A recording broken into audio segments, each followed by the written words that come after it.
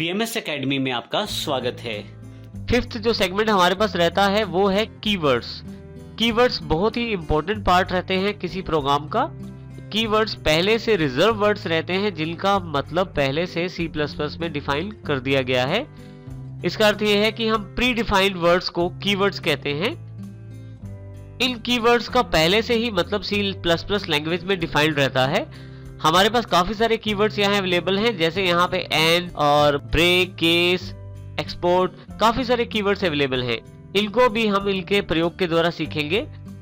यहाँ पे ये ध्यान रखना बहुत जरूरी है कि जब भी हम वेरिएबल नेम रखते हैं, जैसे हमने यहाँ पे XY रखा था, यहाँ पे हम कभी भी यहाँ नाम रखते हुए इन कीवर्ड्स में से किसी कीवर्ड का प्रयोग नहीं करते।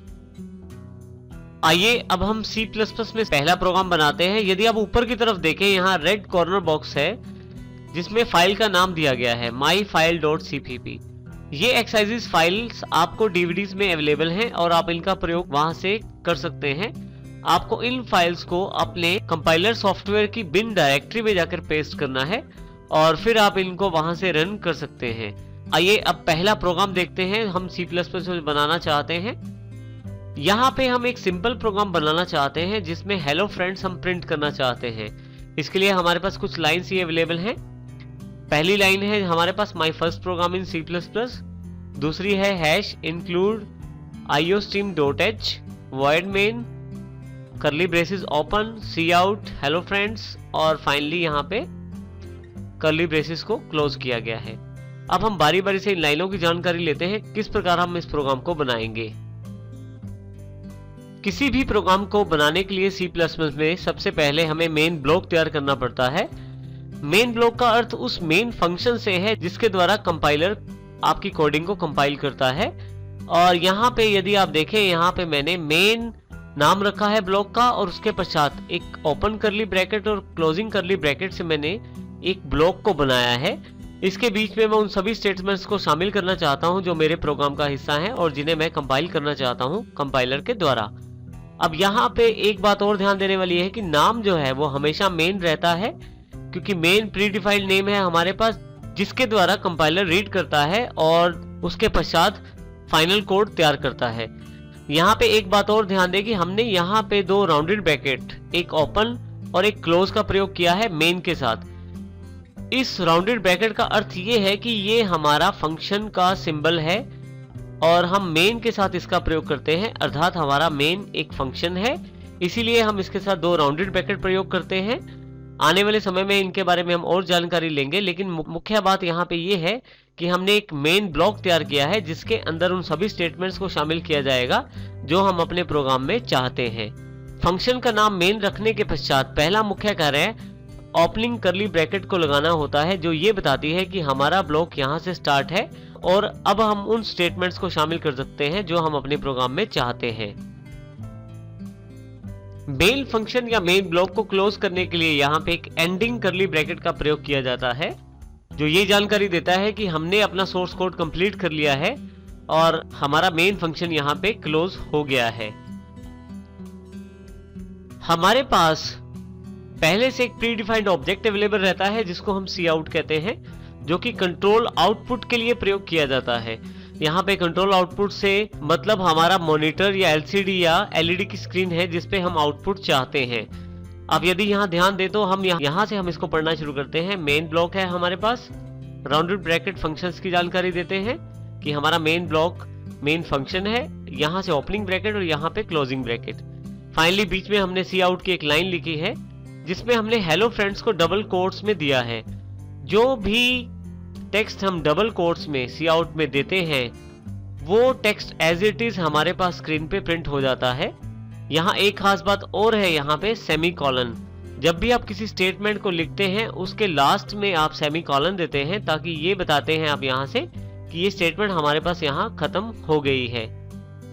अब आप यहाँ यदि ध्यान से देखें तो हमारे पास अब यदि यहाँ cout को यदि आप देखें तो डबल कोट्स में cout में जो दिया गया है वो एज इट इज प्रिंट हो गया है हमारी मॉनिटर या LCD स्क्रीन पर। अब हम इसको अच्छी तरह से समझते हैं। पहले cout एक पहले से प्री डिफाइंड ऑब्जेक्ट है जो हमारे पास iostream.h नाम की फाइल में अवेलेबल है iostream.h एक हेडर फाइल है जो इनपुट आउटपुट स्ट्रीम्स के साथ कार्य करती है और इसमें cout जो है पहले से ही अवेलेबल है और प्री डिफाइंड है। इसका अर्थ ये हुआ कि जब हम cout का प्रयोग करते हैं तो उसका अर्थ ये होता है कि हम कुछ आउटपुट दिखाना चाहते हैं मॉनिटर या एलसीडी की स्क्रीन पे, और उसके लिए हम यहाँ पे डबल कोट्स का इस्तेमाल करते हैं यदि हम किसी स्ट्रिंग वैल्यू को दिखाना चाहते हैं। जैसे यहाँ पे मैंने हेलो फ्रेंड्स दिखाना चाहता हूँ तो मैंने डबल कोट्स में इसको लिख दिया है और ये लाइन एज इट इज हमारे मॉनिटर स्क्रीन पे प्रिंट हो जाएगी।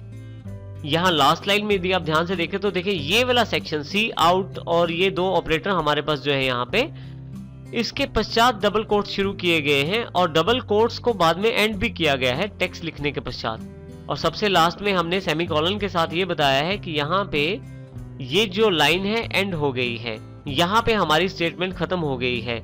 इस प्रकार हम cout का प्रयोग कर सकते हैं अपने प्रोग्राम्स पे। परंतु हमें cout ऑब्जेक्ट कहां से प्राप्त हुआ है, जैसे हमने पहले बताया कि iostream.h के नाम से हमारे पास C++ लैंग्वेज में पहले से ही एक हेडर फाइल अवेलेबल है जिसमें इन दोनों ऑब्जेक्ट्स को पहले से ही प्री डिफाइंड कर दिया गया है, जिसमें cout और cin दो मुख्य ऑब्जेक्ट हैं।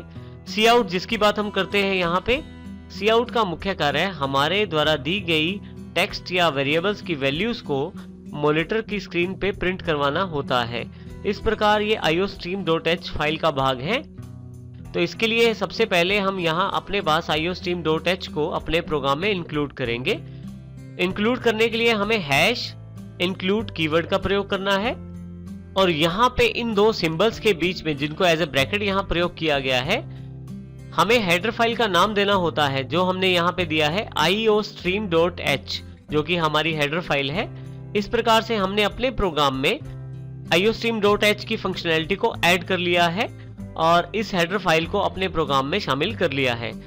अब हम यहाँ से cout ऑब्जेक्ट का प्रयोग कर सकते हैं। इसी के साथ हमारे पास सबसे फर्स्ट लाइन यदि आप देखें तो उसमें हमारे पास दो फॉरवर्ड स्लैशेस को प्रयोग किया गया है, जिसका प्रयोग हमारे पास ये जानकारी देना है कि ये लाइन हमारे पास कमेंट के रूप में अवेलेबल है।